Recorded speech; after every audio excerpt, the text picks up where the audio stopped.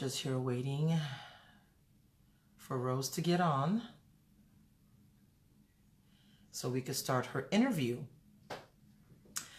Now, Rose Ortiz is a very good friend of mine that was diagnosed with breast cancer shortly after I was diagnosed with lung cancer. I met Rose, well, everyone calls her Rose. Her name is Anna Rose Ortiz. I basically call her Anna, but everyone calls her Rose. So you hear me say Anna or you hear me say Rose. Same person. There she goes. Seeing her.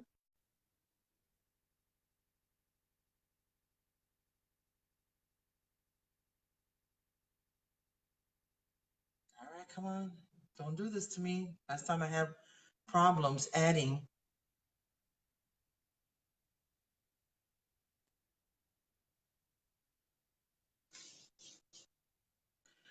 Oh no, no, don't tell me this is not adding. Come on.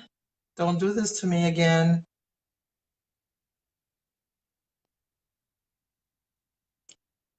All right, Rose, it's doing it. It's giving me a hard time.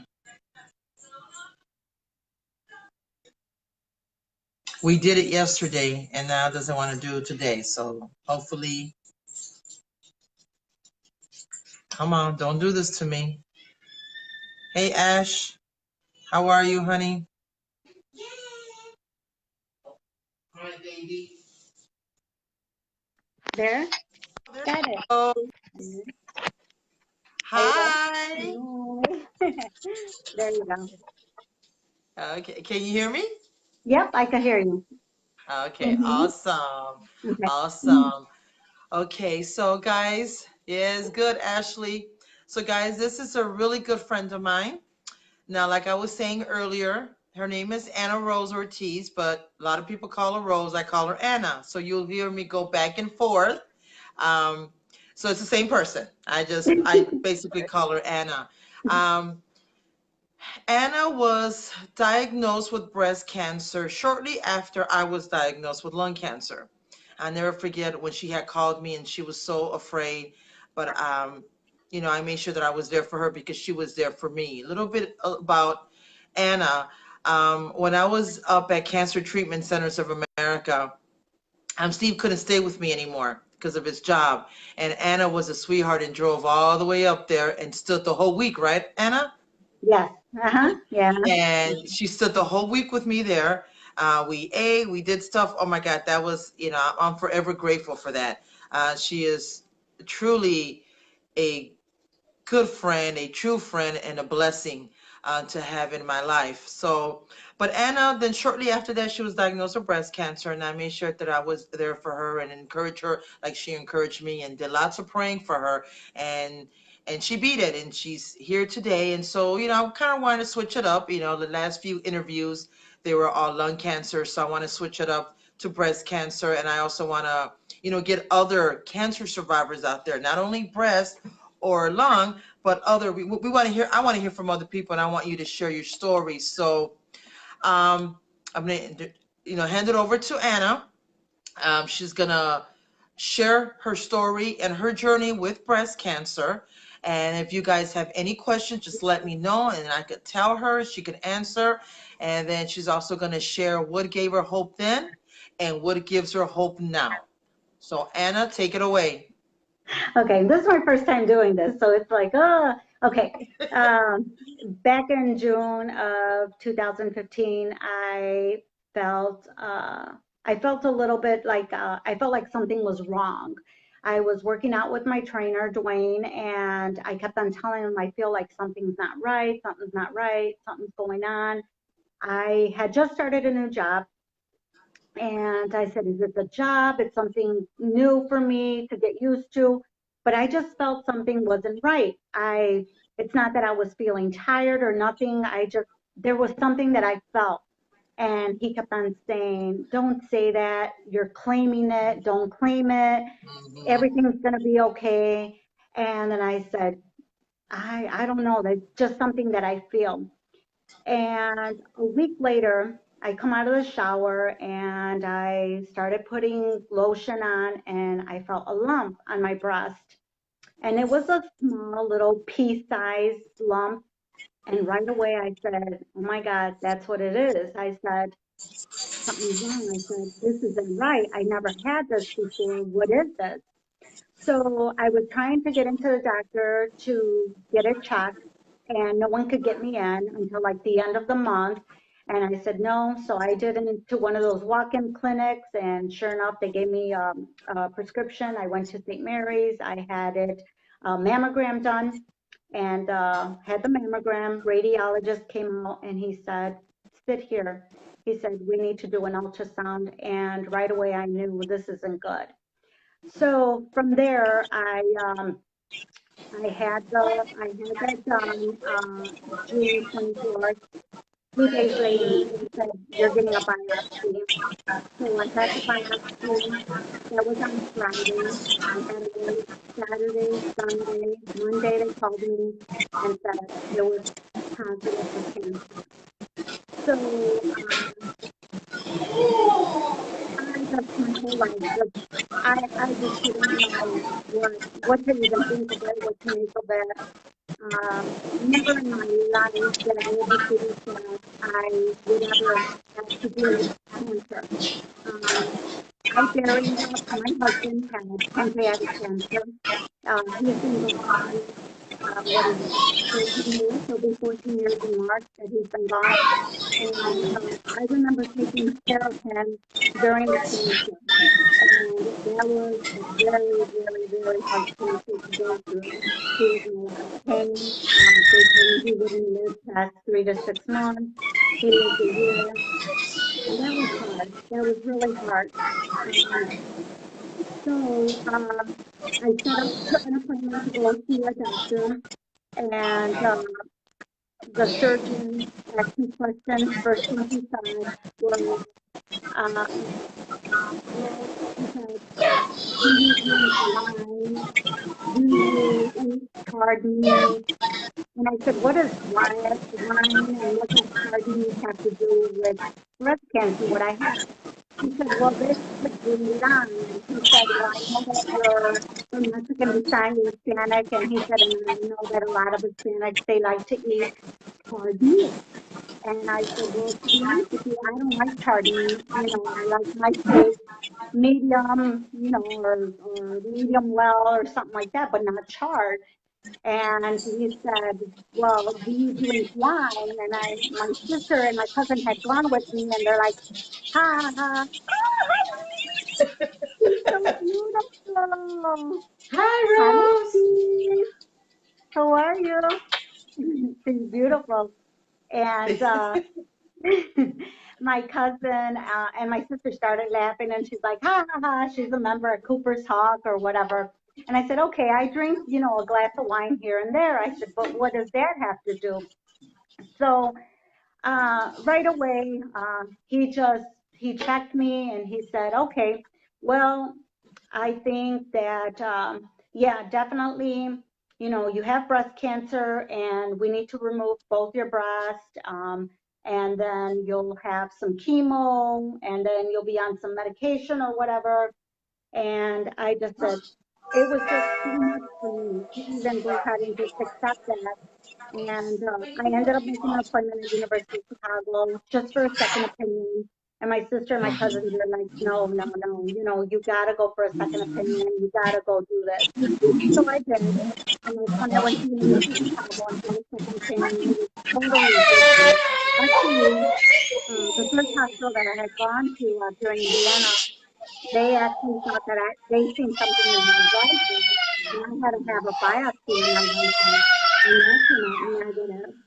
So when I went to university, they said they shouldn't even touched her like that. So I could clearly see that there was nothing going on with that. So they ended up setting me up. They said that I had invasive carcinoma, and I ended up having partial uh, partial mastectomy on my left breast, and they went into my lymph nodes and removed 4.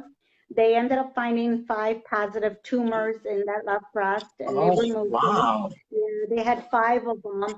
The one that I found was actually the biggest one, and then the other ones like were behind. So they removed all 5 of them, and the lymph nodes were clean, which was good. And after that, I recovered from surgery, and then I had 33 rounds of radiation.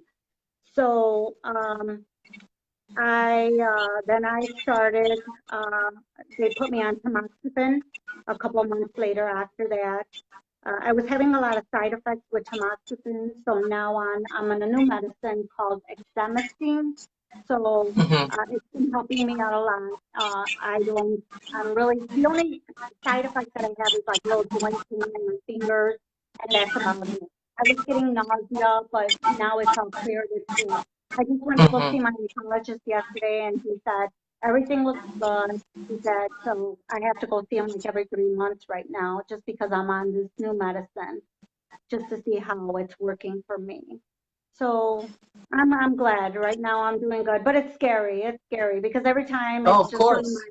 Every time I have to go in there, I'm like, oh my God, here I go again. And what's he gonna say? What's he gonna find? Especially when he's checking and he pauses, and I'm like, oh geez, he found something. And he asked me yesterday. He said, are you doing your monthly check yourself in the shower? And I know it's very important, but a lot of times I just get scared because I'm like, what if just something just feels abnormal and I start freaking out and I'm like, oh geez, Mhm. so I get scared. So I mean, I know I'm supposed to do it, but it is pretty scary to do. Yeah. So yeah, here I am, and I'm so thankful that I'm doing good. Yeah, I'm doing good. Yes. Praise God. Yes. Praise God, And yeah. I understand about the fear. I really Yeah. do. Every time I go for my 3 months checkup, even though I walk in there confident and I know and I claim it, like your trainer says, you claim it, I claim it that my cancer is not going to come back. Mm-hmm. It's still nerve-wracking. It's Yeah. still we will always, no matter what type of cancer you have, we would always have that in the back of our mind. Yeah. Always.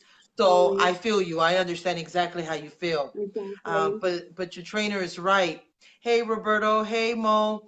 But your trainer is right. You need to claim it. So every Yeah. time you go up there, every 3 months, you walk in there with confidence. You need to claim it, Yeah. and don't let the devil steal your joy.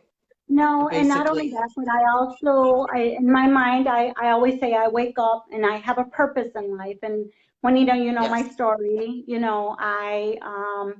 I had a daughter that passed away. I don't know if everybody knows my story, but I actually all my life I've been a caretaker. I have a son who is 33 years old that I take care of. He has Duchenne muscular dystrophy. And every day I wake up, he is my purpose to get up every morning because I have to take care of him.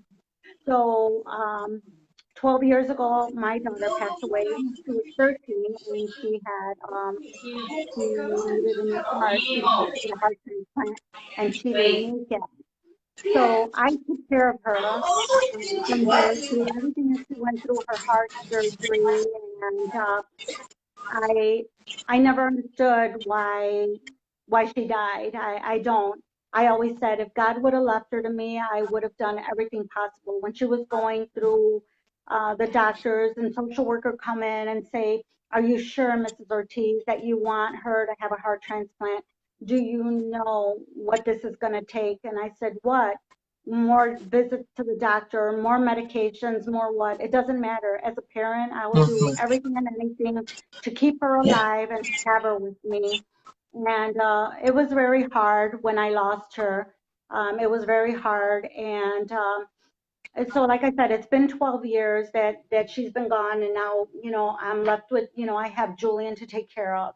So with his Duchenne, I had a doctor the other day tell me, he said, "Wow, how old is he?" And I said, 33. He goes, "Wow, he's outlived his number because when they Hmm. diagnosed him, they told me he wouldn't live past 18." But that boy has the will to live. He loves life. And he got sick on me in October. He had pneumonia, and he was really bad, and he didn't think he was going to make it. And I, for a while there, I thought that too. But I had to hang on, and I had to be strong, and I had to say, no, you Mhm. are. You're going to make it. You're going to come Mhm. home, and you're going to be okay. This is just, it's going to pass, Julie, you'll be fine, you know. And I had to reassure him. But with that knot in my throat and with that heaviness in my heart, I just didn't know. I said, is he gonna, is he gonna be gone too? How am I gonna deal with this? What am I gonna do? So that's why, like I say, I have a purpose to live, and every day I have to make sure that I take care of myself, and that I go Mhm. for these appointments, and that I do, and that I pray God to pray to God. I wake up in the morning, I pray, and I go to bed, I pray, and I always say, God, please just take care of me and give me my health and my strength to continue, so I can be here to take care of Julianne. And and yes, I'm here. So, and he's doing good right now. And like I said, we both, you know, we're doing well right now. Good. That's awesome. Praise God. God is good. He sure is. And Mhm. everything that you've gone through. So for those of you that are watching, Anna has a beautiful story, a rough one, a sad one, but she has overcome everything from losing her husband to cancer, losing her daughter. She has a son that's in a wheelchair. He's disabled. And then she was diagnosed in 2015 with breast cancer. And she's here today, and she has overcome everything through her faith and through her, um, you know, her strive to live and to be there for her son. So Anna, everything that you've gone through back then, what gave you hope, and now today, what gives you hope? Share that with the viewers, because there's so many people out there. Not only are they suffering for either lung cancer, breast cancer, or another cancer, they could be suffering, with other stuff, other medical conditions, or they could be going through a hardship, but we don't know what they're going through. But these videos, they give people, and that's why I did them, to give people hope, to give people inspiration. So, not only hear my story, but to hear other stories, because, everyone has a story to share. And your story could touch the viewers out there. It could touch one or two people, it could touch everyone. So, what gave you hope during that trial and tribulation that you were going through your life? And then what gives you hope today? I always say to myself, there's someone out there that is suffering more than I have, or is going through worse than what I have. And I love life so much because I love my family, and I love my circle of friends that I have. And I think that's exactly what it is just the will to live, to continue to be here for my family and for my circle of friends that I have. Every day to me is a blessing. Every day I try. People sometimes say, uh, wow, you're everywhere. You go here, you're going there, you go. And if I can, I will. You know, if I can, I will. If I Right. can make it to go to someone's event, if I can go here, there, whatever. I always have my family here. When I started dating Robert, which he's my fiance, he said to me when he met us, he goes, "Wow, is your family always here at your house?" I said, "Yes, all the time. They're always here, always here." And I love it. I love it. And that's what it is just loving life. And I always got to make sure with myself that I always take care of myself as best as possible. I always say that it starts within yourself. So in the morning when I get up, I fix myself up. I make sure that I give myself my dedication, my time to take care of myself. I'll go get my hair done, my nails done, whatever, because I have to feel good in order to be able to take care of whoever else I have to take care of. Right. Now I have a granddaughter. The last day of my Mhm. radiation, my granddaughter Lily was born. That was Oh. when that day, that last day of my radiation, I got a call from my son Javier. He's like, "Mom, Amber's at the hospital. She's ready to give birth." That was that right there said to me, that's why God let me here to live, because I was here to go ahead and continue to see my granddaughter Mm-hmm. be born. And she has brought so much joy and Yes. so much life Mm-hmm. to my life and to Julian. We have her here. I take care of her when I can and stuff. And she has brought so much joy, like I said, to me. I love her so much, and it's done so much to me, just like I said, just to see her. Yeah. And you know what that is now, Juanita, Yes. now that Yes. you have your granddaughter. Hmm. Yes, it does. It brings so much joy into our lives, you know. Hmm. She was my sunshine after I lost my Hmm. mom. You know, I went dark, but that girl brought me out of darkness. So, yes, Yeah. grandchildren are a blessing. So I hear you on that. I agree on Yeah. that.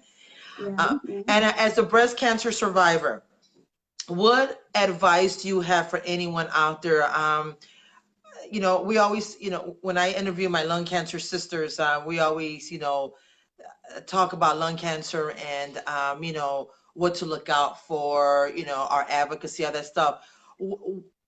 You know, for others out there that, you know, and I don't wish this on nobody, no one at all, because cancer is not a joke. You know, it's not. I don't care what type of cancer you have. It's just, you know, it's hard on not only on us, you know, or the person that's diagnosed, but the family, the husbands, wife, boyfriends, whatever. Um, what advice do you have for people out there about breast cancer and um, words of encouragement for anyone that might be struggling with something? You know, if you want to share anything with anyone out there, because we, you know, I have, besides you, I know a lot of people that are breast cancer survivors, and my lung cancer brothers and sisters, they know a lot of people that are, you know, family members, friends, co-workers, neighbors, church members that are breast cancer survivors. So I kind of pretty much know a lot about, you know, breast cancer, not as much as lung cancer, of course, but, you know, we do help people out if they were diagnosed. But I want them to hear it from you. So what can you give them information about breast cancer, what they should be doing, checking for, stuff like that? Well, I always say that it's very important for the women to go and get their mammograms done. Always make sure that you get your mammograms done and check yourself. And if you're unsure of something that you're feeling that's not right, go right away and get it checked and make sure that it's nothing there. Um, Actually, my sister had actually gone. See, I had even genetic testing done, and it came out where we it wasn't genetically, tied in. So I was always afraid because of my sister. I do have one sister, and then I always tell her too, Gloria, go get yourself checked and make sure that you get your proper checking and stuff, no matter what. um, but I think it's very important that women do go get their mammograms done, every year. I've heard women say, I've never gotten one done. They're like 50 years old and they've Oh, never gotten one oh done. God. And it's like, no, I've sat in that room when I've gone to get mammograms done, and I've seen younger girls at the age of 20 that have been diagnosed with breast cancer. I've seen older women as well. And it's sad. It's sad because there are some that it comes very aggressive by the time they Hmm. find it, and they don't make it. And I Yeah. was very blessed that mine was stage 1 and I found it right on time. And like I said, I felt that like there was something going on. And sure enough, I'm so blessed that I found it, because Yes. some women don't find it. Some women don't Mm. find it. So that's why it's very important that they go and get those mammograms done. And so I make sure that now because I was getting it after I got diagnosed, I had to get it done every 6 months. And now I'm back down to a year. So I make sure that I have, that I go and get it checked. And there are a lot of groups, to talk to. There's women's, breast Hmm. groups, like you guys have your lung cancer groups too that you guys talk to. I've never gotten into one. Um, but I would like to. I've never done this blog with anybody. This is my first time doing this with you, and it feels good. It feels good Yes. because who knows, you'll find information, or there'll be people that would contact and say, hey, Rose, you could go here, there, or talk to so and so person or Right. whatever. Yeah, you never Mm-hmm. know. You never know. Exactly. You never know by sharing your story who you would touch, who you would educate, who you would help out. That is so important. And that's why I've been wanting to do this for a while. And I just, not only for lung cancer. Yeah, I started opening it up with lung cancer, but I'm like, no, all cancer are invited because everyone has a story. Yeah, Everyone's story could change somebody's life. It yeah. doesn't matter. You don't know. So yeah, I open it up for all cancer. So And it's crazy, you Juanita, know, because just recently when I went to University of Chicago, when I was going up to see the oncologist, I go and I see all these people in a room sitting there getting ready for chemo, and it's so sad, and it's so sad because you can tell right away the looks in their faces, and you can tell, man, the ones that are going to make it, the ones that are not going to make it, the ones that mhm, are about to give up, and you see that, and it's so yeah, sad to see that, yeah. It is. It is, Oh, I and know. for me it was very hard because when I went up there, that's where I used to take, my husband over there to get his treatment, Hmm. and when I walked in there, I just got the chills, like reliving what I had to go through again. I would have never in a million years think that I was going to walk in through there for myself. Right. And so it's sad and it's hard. It's hard to see Hmm. people that are going through this. Very sad. I remember when I went with you, um, just you see so many people with different types of cancers and how hard it was when you went through. I was blessed that I didn't have to go through the chemo, but when you went through your chemo, I remember how sick you were, and Hmm. it was crazy. It was just crazy. Yeah, but you're a fighter, Juanita, Yes. you are a fighter. Yeah, and you were Yes. feisty. I think that's what got you through, being that feisty personality that you have. That's Yeah, what it that's is. me. That's the That's what Puerto it Rican side, Anna. is. That's the But Boricua that's side. good. That's good. That's good. Yeah, and we had to fight. My kids were, young. You had to take care of your son. My kids were still young. We had to fight. And look at us today, both survivors. Two different cancers, but we're both survivors here sharing. I've done share my story hundreds of times. Here you are sharing your story, and I'm so glad and so thankful that you agreed to, do this Facebook Live interview and share your story for our viewers out there to see. And you know, a lot of people don't know much about cancer. A lot of people do. It just depends. But it's great. I tell people it's great to period because you never know it could hit. Oh, I think I lost her. Oh, I guess I did. I lost Anna, guys. Oh no. Let's see if she jumps back on. If not, and then we'll just end it. But that was Anna's story, guys. She's also a survivor. I think she shared her story once or twice, but I don't think she's a big advocate like us lung cancer. My sisters and I are, so, and my brothers as well. So I don't think she's coming back on. So somehow I lost her, and the connection was kind of funny. So I don't know if it was her phone, my phone. I don't know. I'm on Wi-Fi, so hey Barb, love you, sis. Thank you, Susanna, for watching. All right, guys. Well, then I'll just end it here because I don't think she's getting back on. But any of you guys out there know of someone that was just diagnosed with breast cancer or is going through breast cancer, and you think, and I know she will, Anna could, motivate her, inspire her, get her through. Please reach out to her on Facebook. She's Rose Ortiz, not Anna. She's Rose Ortiz.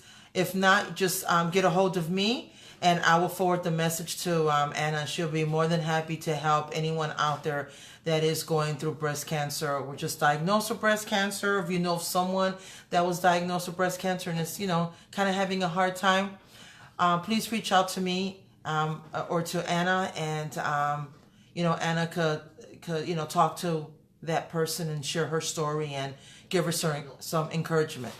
Okay, guys. Well, thank you so much for watching. Anna, You didn't come back on. Sorry, connection got lost. But thank you, Anna, for sharing your story. I truly do appreciate it. God bless you. Thank you for being a great friend and always being there for me. And, you know, and here's Steve. He's such a... I got ice cream. Oh, it's too damn cold for ice cream. That's all? Yes, it is. Thank you, Barb. Sorry. Barb to that Thriving and Hope with Juanita rocks. Yeah. Hey, Kim. Just go back and watch it.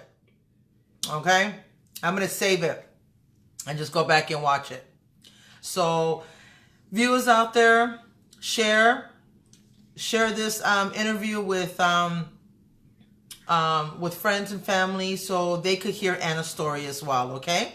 All right, thank you again. God bless you all. Good night. And I will see you next Thursday. Next Thursday is Valentine's Day. I will be on doing an interview. I'm going to be interviewing one of my lung cancer sisters, Ivy. She lives in Buffalo Grove. And she is EGFR. So she's going to be on here next Thursday sharing her story and her hopes and all that good stuff. I know, Anna, we lost connection. It's okay, sweetheart. It was a great interview. Thank you so much. I love you. Thank you for doing this interview. And see you guys all next week. Bye, good night, and God bless.